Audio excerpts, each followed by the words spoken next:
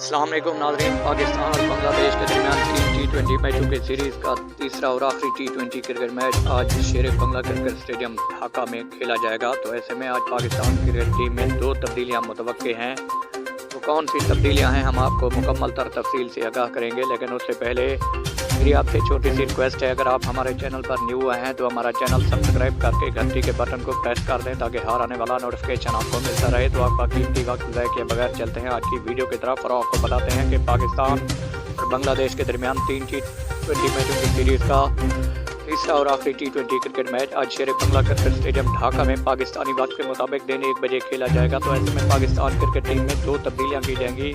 शाहनवाज धानी को शामिल किया जाएगा और इफ्तिखार अहमद को मौका दिया जाएगा शोएब मलिक और शाहीन अफरीदी की जगह। पाकिस्तान और बांग्लादेश के दरमियान 3 टेस्ट मैच की सीरीज़ का पहला टेस्ट मैच 26 नवंबर